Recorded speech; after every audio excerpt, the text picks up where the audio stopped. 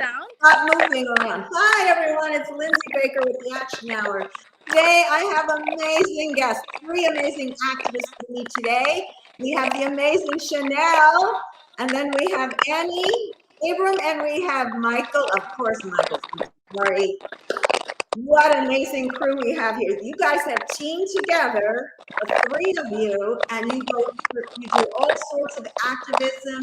You use all your creative skills as musicians, songwriters, artists. You do speak outs. You guys are amazing. And we're going to take people through all the things you do, and we're going to talk about some of the events that you've been at and some of the causes, and then we're going to give you some actionable items as well. But the main thing I want you to talk about is giving people ideas of how to be activists, to be really effective activists, which all 3 of you very much are. So welcome to the show, and thanks for being on here. How are you guys doing? Thank you for having us. Good. Great. Thank you so much. Thank you so much, Lindsey, for having us again. We appreciate it.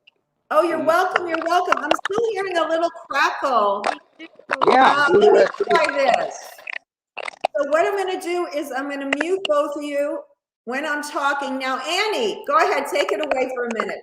Hi, I'm Annie, and this is Chanel Champ. She's the little mascot for animal rights. Yay! I stand for animal rights, everybody.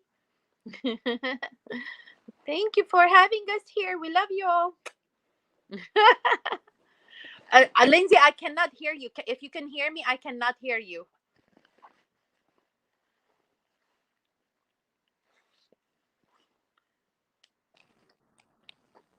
Yeah, hi, Lindsay. I think you're muted.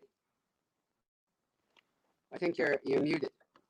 Sorry, I'm telling myself to do that. Are we cracked? We're not cracked. So Annie, I'm going to show some of your artwork at the Bayona wetlands. You want to talk about like your inspiration and why you do that as one of your ways of activism to inspire other people? Yes, artwork is pretty much a very visual, powerful connection to people from through art. And from what I understand, studies always show that art and music speaks directly to the heart of people.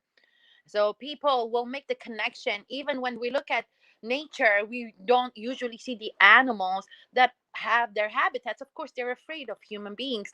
But when we sit there and watch them, these animals do come, and there's such amazing creatures that is mind-blowing. 1,700 species that are in Bayona wetlands, and their families, that's their home. So in order for people to understand and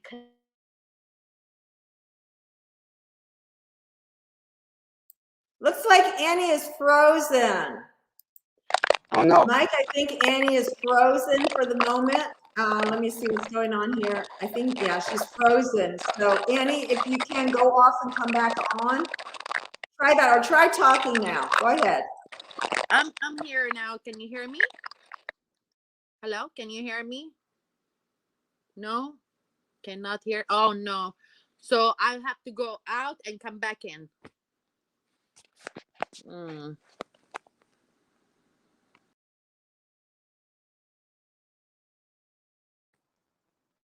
Mike, it looks like she left. You want to just talk about this for a moment for the audience? Yeah. Basically, Annie and Chanel and I are basically street activists. We actually do all our actions on the street. And I mean, we do other things too, of course. Sign petitions, share, share stories and everything. But then, mainly it's on the street activism we do mainly. And we've been involved in many campaigns, and we try to speak out for every type of animal abuse. We try to be there for all of them. Doesn't matter. Pigs, horses, dogs, monkeys. Doesn't. Mike, let me ask you a question, Mike. When you go to a speak out, I'm going to have to mute you until I speak because we're having a lot of interference. I hope we don't lose our audience. Guys, stay with us, okay? When you go to a speak out, I think it would be a little intimidating. Can you just talk about that experience, and then we'll bring Annie and have her also talk about it? Go ahead. Speak out. I'm not naturally a public speaker, so that was not something that came naturally to me. Well, you can And just tell us your experiences, how you feel. That's great.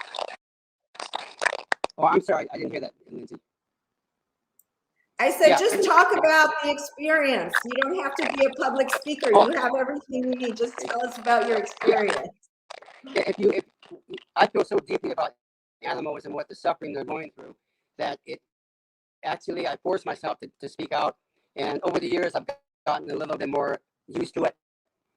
So, but it's not something that comes naturally. But when it comes to animals, I have to do it. I mean, I have no choice. I don't care, if I look bad and make a mistake, whatever. But I'm going to speak up because they need our voice. We're the only voices they have, and I'm going to continue.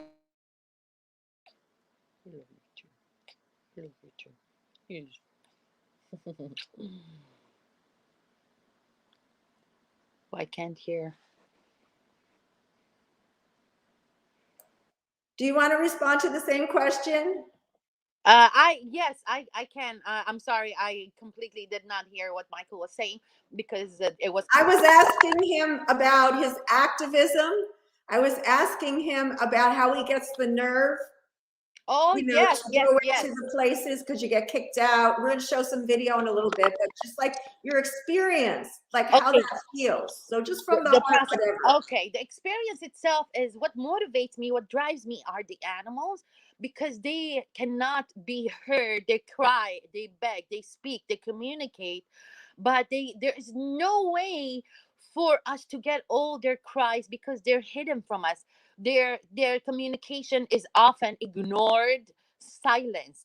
So therefore, that motivates me to put away my shyness, to put away my discomfort, and speak up for these animals that desperately need us to speak for them, desperately need us to present them in the world so people know they're suffering, people know they're pleading, people know that they are in a desperate situation and pleading from us, trusting us as their guardian, human guardians, to speak up for them and bring justice for their plight.